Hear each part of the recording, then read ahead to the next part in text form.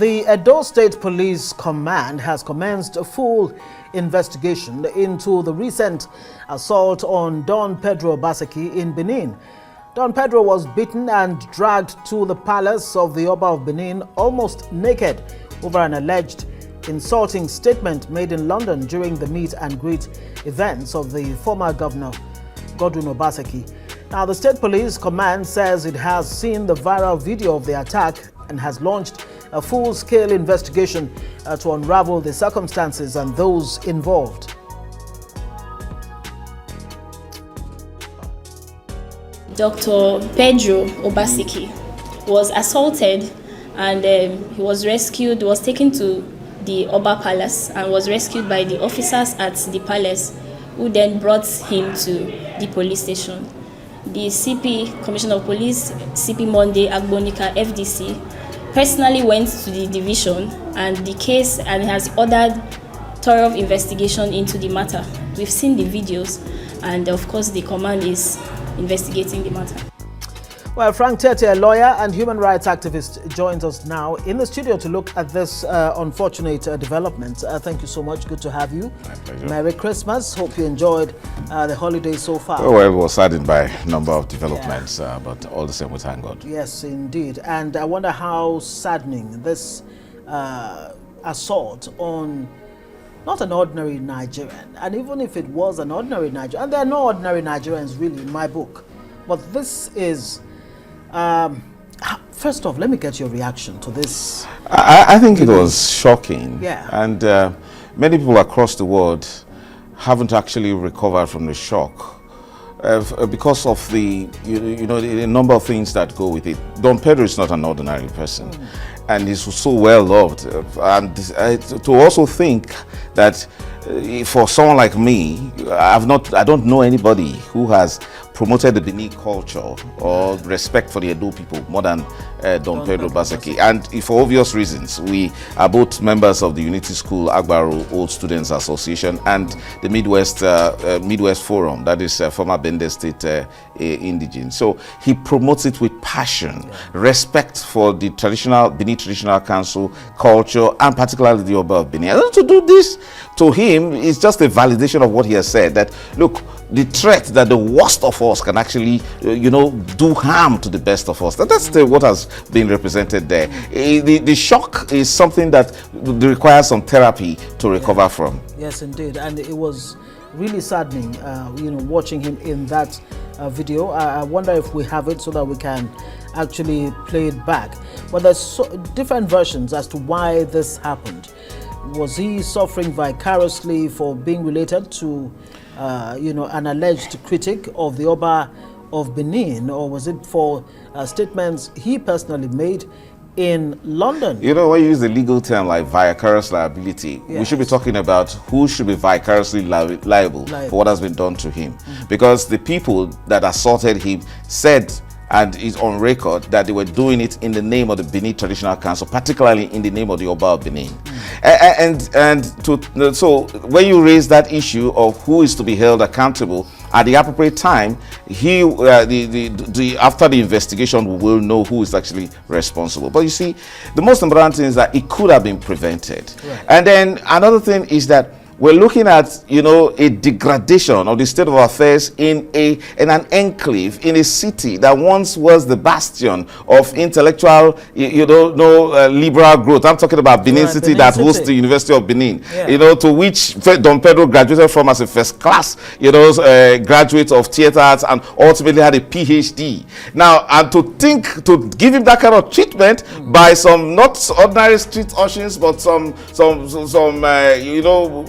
out to humiliate him in that. In fact, some of us are very thankful to God that they didn't kill him. Well, they could have killed him. I know you saw that. In fact, he was actually fighting for his life, begging profusely that look, and I was ready to do anything. They asked him to kneel down, they knelt down, asked him to crawl. You are doing that to Don Pedro Obaseki, one of the founding fathers of Nollywood, one of the best, the very best we can use as to showcase our best in this country for our youth. You do that that to him, and then some persons are happy, and then some people are saying like, oh, that was done to him in the name of tradition, a respect for what kind of tradition? A traditional ruler that is utterly wholly powerless in the legal system of Nigeria. He cannot preside over anything. He doesn't. You see, tradition, respect for tradition is a matter of consent. So why would you do that to him? And then bring utter disrespect for a traditional council that we all have held very dear and hold in so much respect? What? And this speaks to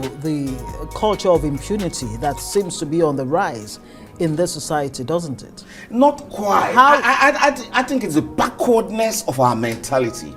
You see, and the refusal for people to learn, and the irresponsibility on the part of those who should educate us as a people. Our orientation, our psyche needs to change. Imagine that this is happening in 2025 in a democracy, Africa's largest democracy, that practices rule of law. Now they beat Don Pedro, stripped him naked, made him to trek 5 kilometers around Benin, display what we used to see those days, that kind of name and shame, make him go through that ordeal, and nobody could say you are violating the right of an individual. Nobody could say this is a Benin son, you can't do this to him. But they were doing that with revelry, and then they were taking him down. The police couldn't prevent that. I mean, that's a state of anomy, and I mean that could not have been the Benin city where we all grew up. And I mean, it's unfortunate. What remedies are available to Don Pedro?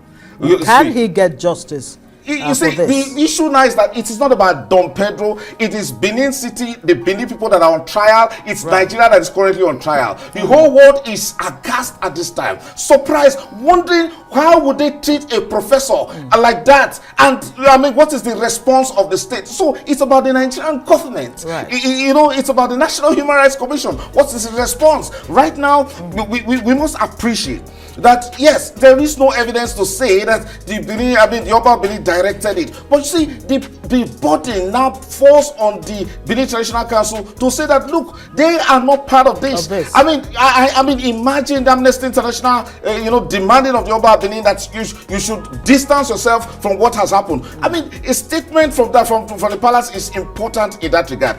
Then it is the incumbent of the Nigerian state to ensure that these persons, the perpetrators, are not only brought to book. Let me tell you, they have the choice of not doing anything, because what goes around comes around. If we don't improve the standard of human rights or respect for human dignity in this country, you might just be the next person. So it's not the gods of yesterday who walked as if they were thin gods, untouchable. Look at what is happening to them today. So it's about preserving our system, and this cannot work in a democracy.